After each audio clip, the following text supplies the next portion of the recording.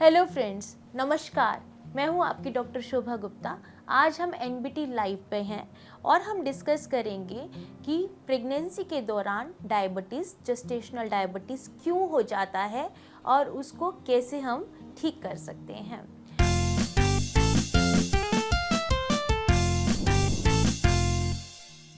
बहुत सारी जो लेडीज़ हैं उनको प्रेगनेंसी के दौरान 20 हफ्ते के बाद, 5वें महीने के बाद जब ब्लड टेस्ट कराते हैं, 50 ग्राम ग्लूकोज पिला के, या तो हम जीसीटी टेस्ट कराते हैं या फिर 75 ग्राम ग्लूकोज पिला के उनको हम जीटीटी टेस्ट कराते हैं या HbA1c कराते हैं, तो उन्हें अचानक से मालूम पड़ता है कि उनका ब्लड शुगर जो लेवल है वो डिरेंज्ड आ रहा है।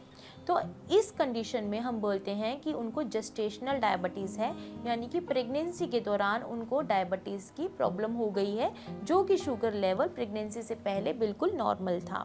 तो ऐसा प्रेगनेंसी के दौरान हो जाता है। अगर आपको फैमिली हिस्ट्री है, आपके परिवार में किसी को, माँ को, पिता को, दादा को, दादी को, किसी को डायबिटीज़ है, तो जेस्टेशनल डायबिटीज़ के चांसेस बढ़ जाते हैं।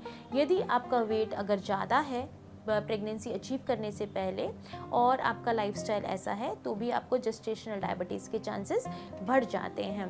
कभी कभी जेस्टेशनल डायबिटीज़ अगर आपको पहली प्रेगनेंसी में जेस्टेशनल डायबिटीज़ हुआ तो दूसरी प्रेगनेंसी में भी जेस्टेशनल डायबिटीज़ हो सकता है।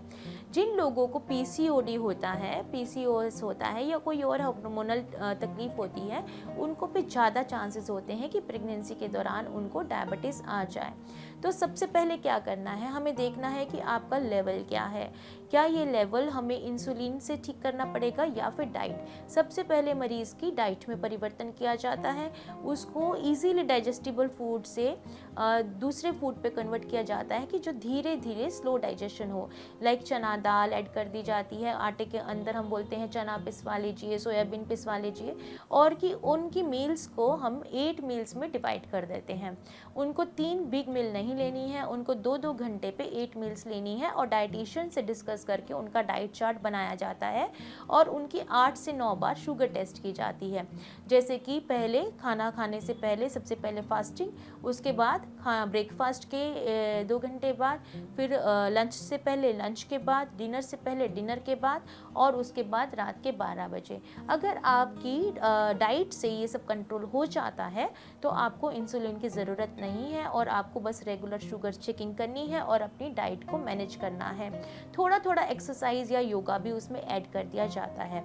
अगर पेशेंट का शुगर कंट्रोल नहीं हो पा रहा है, HbA1c नॉर्मल नहीं हो पा रहा है डाइट के साथ, तो हम उसके अंदर इंसुलिन की डोज ऐड करते हैं। तो मोस्ट ऑफ द पेशेंट्स ऐसे घबरा जाते हैं कि हम इंसुलिन स्टार्ट हो गया तो लाइफ लॉन्ग हमें ये इंसुलिन लेना पड़ेगा। ऐसा नहीं है। जब आपकी डिलीवरी हो जाएगी तो 6 to 8 वीक्स के अंदर बहुत सी फीमेल्स का, मोस्ट ऑफ द फीमेल्स का जो इंसुलिन लेवल है, इंसुलिन छूट जाता है और शुगर लेवल नॉर्मल आ जाता है। और जिनका नहीं आता है उनको इंसुलिन या और कोई ओरल मेडिकेशन कंटिन्यू करनी पड़ सकती है। जेस्टेशनल डायबिटीज़ के लिए अगर आप कोई और जानकारी चाहते हैं तो हमारे एनबीटी चैनल पर आप संपर्क कर सकते हैं। हमारी टीम आपकी किसी भी समस्या या किसी भी सिम्टम को रेक्टिफाई करने के लिए, समाधान करने के लिए तत्पर है। तब तक के लिए धन्यवाद।